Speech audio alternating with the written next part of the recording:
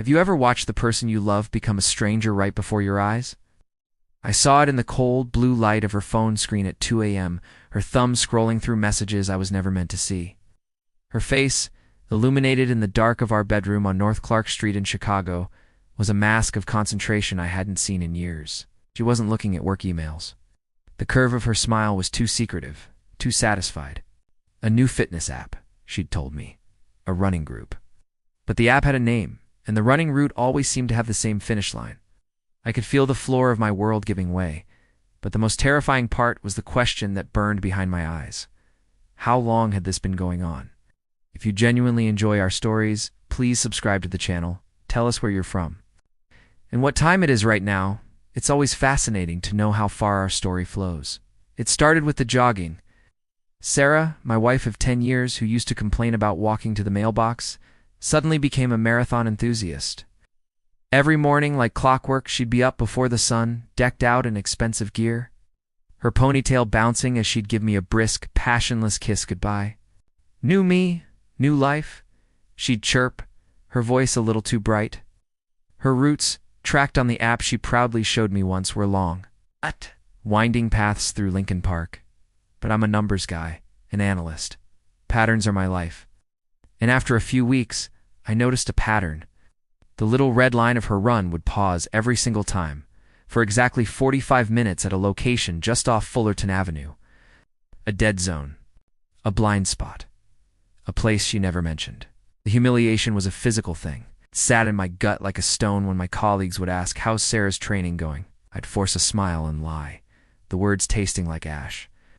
The slow discovery was a quiet torture. Credit card receipt from a restaurant I'd never heard of, the Violet Hour, a dimly lit, intimate spot in Wicker Park. 2 entrees, 2 cocktails, a solo dinner? I don't think so. Then came the phone calls. She'd take them in the other room, her voice dropping to a murmur, a sound that used to signal intimacy between us, but now just sounded like conspiracy. She started guarding her phone like it was a state secret. The woman who once left it lying around for days now clutched it in her hand as she slept. She grew cold, then cruel. My questions were met with gaslighting. "Why are you so insecure?" She'd snap, her eyes hard. "Am I not allowed to have a life? You're suffocating me?" The villains, her and this shadow I didn't yet have a face for, felt untouchable. They were living a life in parallel to mine, in my home, in my bed, laughing at the fool who paid the mortgage. The breaking point came on a Tuesday. I came home early, a bouquet of her favorite lilies in my hand, planning a surprise. The house was empty. Gut feeling, cold and sharp, made me check the running app on our shared tablet. Her icon was blinking, not in the park. It was blinking at that same address off Fullerton, a 2-story graystone I now knew by heart. I drove there, my knuckles white on the steering wheel, and I saw her. She wasn't in running clothes. She was in a dress, the one I bought her for our anniversary. She was walking out of the front door, laughing, and she turned to kiss him. Mark, a guy from her old marketing job, smug, handsome, and everything I wasn't. He rested his hand on the small of her back with an easy ownership that made me want to vomit. I just sat there in my car, the lilies wilting on the passenger seat, and something inside me shattered. The loyal husband died in that car. A strategist was born from the wreckage. My grief turned to ice. The next 6 months were a masterclass in deception. I became the perfect, oblivious husband. I suggested we open a joint savings account for a future home, and she eagerly agreed, funneling more of her salary into it. I encouraged her to quit her job to focus on her well-being, which she did, making her financially dependent on me. Every conversation was recorded. Every text message she carelessly left on the tablet was screenshotted and uploaded to a secure cloud server. I hired a private investigator, a grizzled ex-cop, who documented every single one of their trysts, the long lunches at Gibson's, the weekend trips to a boutique hotel in Lake Geneva, the nights she claimed she was with the girls. I had dates, times, and photographs. I had everything. The final piece of the trap was our anniversary party.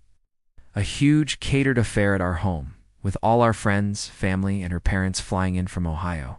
She planned it with glee, seeing it as a celebration of her perfect life. She had no idea it was her execution.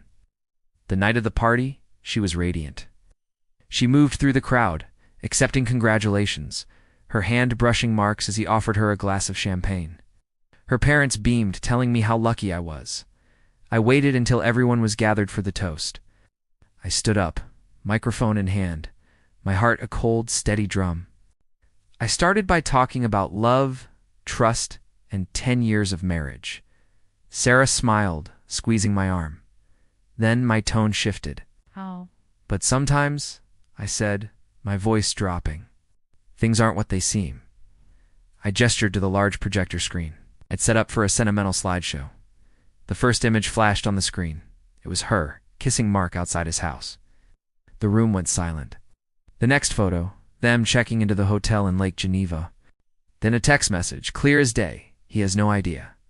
Can't wait to be with you tonight. I let the images cycle, a brutal, undeniable montage of her betrayal. Sarah's face was a rictus of horror.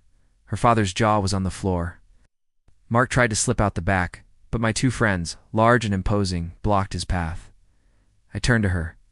The joint account has been emptied, I said, my voice devoid of emotion. My lawyer filed for divorce this afternoon on the grounds of adultery, citing irreconcilable differences. The evidence is comprehensive. You will get nothing. Your parents know. Our friends know. Everyone knows. I placed the microphone down. The silence in the room was absolute, broken only by a single, choked sob from her mother. She was ruined, socially ostracized, legally annihilated, and emotionally broken in a way she never thought possible. Her parents disowned her. Her friends vanished. Mark, it turned out, was also married, and his own life imploded that night.